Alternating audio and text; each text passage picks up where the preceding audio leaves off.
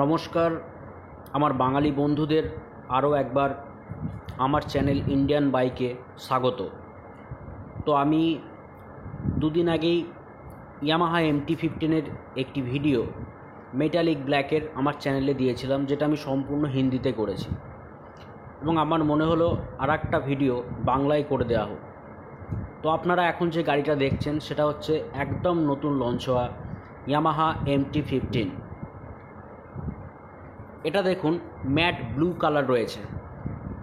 দুটো কালারই খুবই সুন্দর আমার মতামত অনুযায়ী, কিন্তু এই গাড়ির কিছু অ্যাডভান্টেজ রয়েছে এই কালারটার মধ্যে।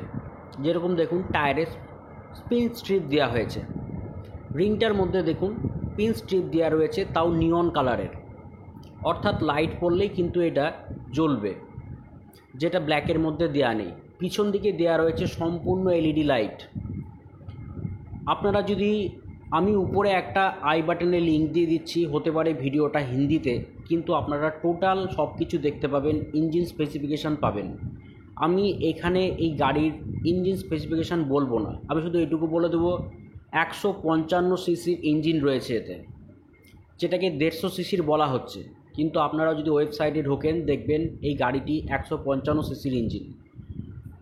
এবার যদি বলেন এই গাড়িটার দাম কেন বেশি, আমি প্রথমে বলে দিই যে এই গাড়িটার দাম বেশি হওয়ার কারণ হচ্ছে এটা নেকেড বাইক। নেকেড বাইক গোটা পৃথিবীতে দাম বেশি ভাইজার বাইকের থেকে, তাই এটার দাম কোম্পানি বেশি রেখেছে, কারণ ইয়ামাহা একটা ব্র্যান্ড এবং এর গাড়ি পৃথিবীতে সব দেশেই পাওয়া যায়। তাই এই ধরনের চিন্তাভাবনা নিয়ে যদি আগানো হয় যে গাড়ির দাম কেন বেশি হলো, এত 150 সিসির গাড়ি কম রাখতে হতো দাম, কিন্তু এটা ধারণাটা আমাদের ভুল। আমরা যদি দেখি ইন্টারন্যাশনাল ভার্সন যেটা এনেছে ইয়ামাহা MT-15, তাতে কিন্তু ABS নেই। আমরা ভারতবাসী অনুযায়ী কিন্তু ABSটা পাচ্ছি। তাই এটা মাথায় রাখতে হবে, একটা নেকেড বাইকের মধ্যে ABS সমেত 1,70,000 প্লাসের মধ্যে পাওয়া কোনো গাড়ি অনেক কম দাম। এখন বিষয়টা হচ্ছে যে এটাকে আমরা কিভাবে দেখব, এখন কোম্পানি কিভাবে টার্গেট করছে তাদের কাস্টমারদের। আমার মনে হয় কোম্পানি এখানে টার্গেট করছে তাদেরকেই যারা একটা ব্র্যান্ড কিনতে চায়, গাড়ি নয়। কারণ গাড়ি সবাই কিনতে চায়, কিন্তু ব্র্যান্ড খুব কম লোকেই কেনে। আমরা সবসময় দেখেছি ব্র্যান্ডেড গাড়ির দাম বেশি হয়, যেহেতু এটা MT-09 কাছাকাছিরই মডেল। তো একটা সুপার বাইকের মডেল দেয়া হয়েছে, ওখান থেকে তুলে এর মধ্যে বসানো হয়েছে 155 সিসির ইঞ্জিন দিয়ে, তাই এই গাড়ির দাম কিন্তু বেশি হবেই, এটা জানা ছিল, কিন্তু এতটা বেশি হবে এটা কেউ ভাবতে পারেনি।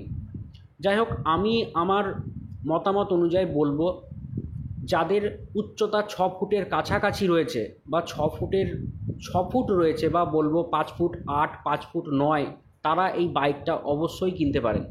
যাদের হাইট কম তারা যাবেন না, কারণ শুধু বাইক পছন্দের উপরে কিনলেই হয় না, একটা নিজের সেফটিও থাকে। আপনি যদি বেঁচে থাকেন তাহলে জীবনে অনেক গাড়ি কিনতে পারবেন, বিক্রি করতে পারবেন, আবার কিনতে পারবেন।